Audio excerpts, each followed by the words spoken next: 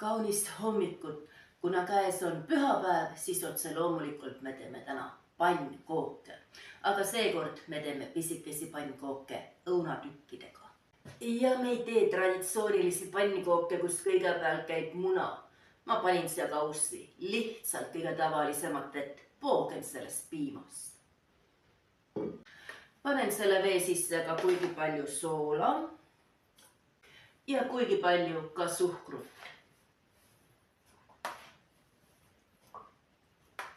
Ja kui on, siis võib panna ka kuigi palju vaniljat. Segame selle veidi segamini ja lisame jahu. Jahu paneme sisetunde järgi, nii nagu ise heaks arvame.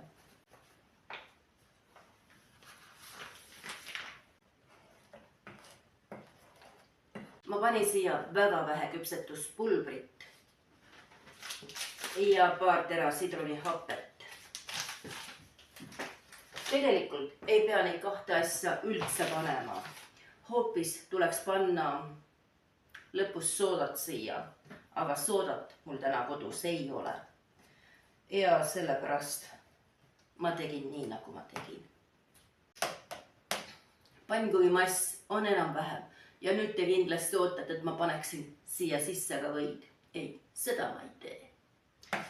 Tegelikult on käes nüüd selline hetk, kui tuleks panna siia lusikaotsa peale veidi soodat ja siis selle sooda peale pisut äädikat kallata, et tekiks reaktsioon.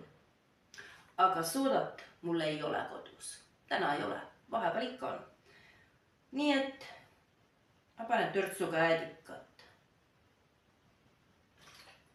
Natukene.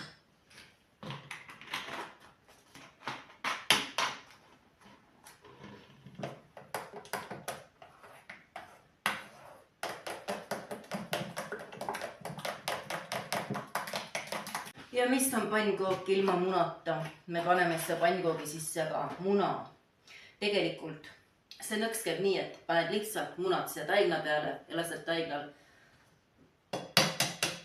natukene seista, näed, niimoodi. Aga panen mõned munavalged, ma lihtsalt vahustan ära, sest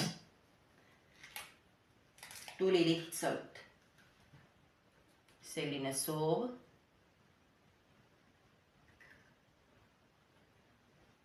Nii.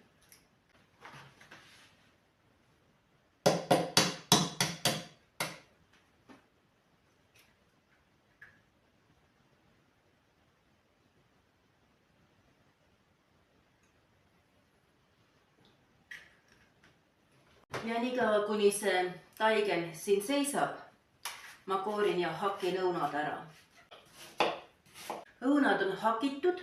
Ja nüüd on aeg need munad siia taigna sisse segi kloppida.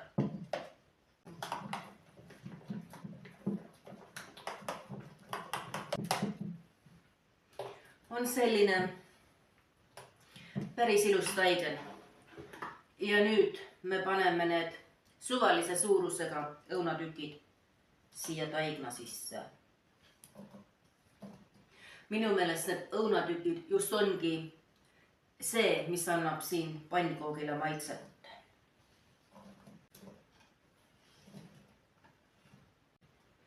Põhimõtteliselt võiks just nagu küpsetama hakata, aga ei.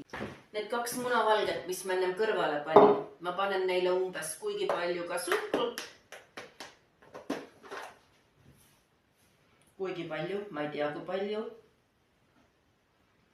No, tuli nii palju, jah.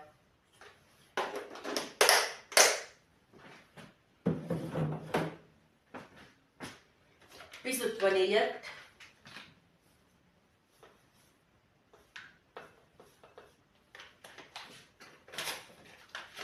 Otsin üles mikseri ja vahustan selle munavalge ära. Munavalge sai vahustatud ja vabatahtlikult see välja siit ei voola.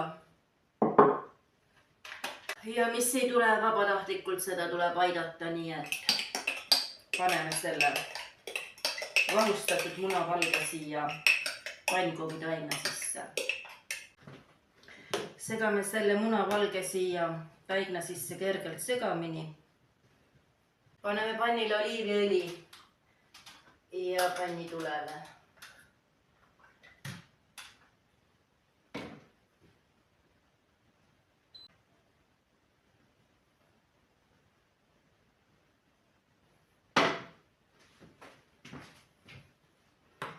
Selle lusika ma vahetan kohe kulbi vastu välja, sest kulbiga on lihtsalt parem seda tainet tõsta.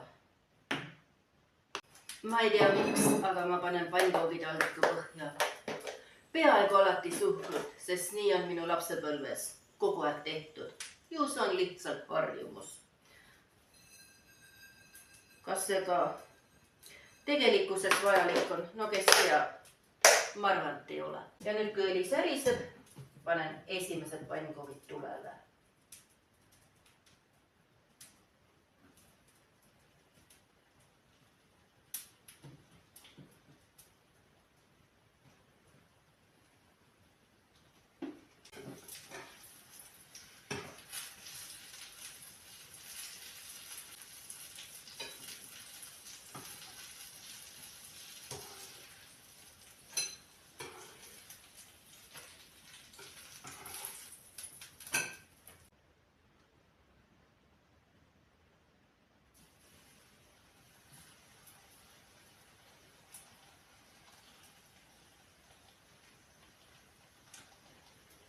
Peaaegu kõik pannkoogid on valmis, on jäänud veel see viimane, see kõige suurem. Kui pannkoogid on sellised pisikesed, suupärased, erineva kuju ja suurusega, siis viimane pannkook miskipärast mul tuleb alati kõige suurem.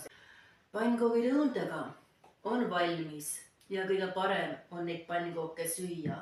Ei, mitte laua ääres istuda ja neid süües noe ja kahvliga, vaid hoopis siis, kui sa serveerid omale ühe kruusikese pätikohvi. Võtad siis võimalikult mugav asendi, lased end vabaks, unustad ära, et maailm on leiutatud ka nuga ja kahvel, luristad otse kruusist pätikohvi, niimoodi. Ja siis sööd pannkooke otse näppudega. Täname moosi, sest mul ei ole moosi selle pannkookide jaoks. Aga pannkoogid, millele on õunatükid sisse lõigatud ja läbi küpsetatud. Teate, sellised pannkoogid ei vajagi moosi.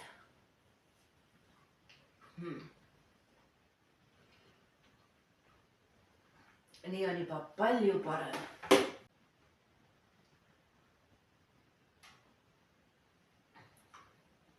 Tulgu sul täna tore päev ja ole hoitud ning armastatud.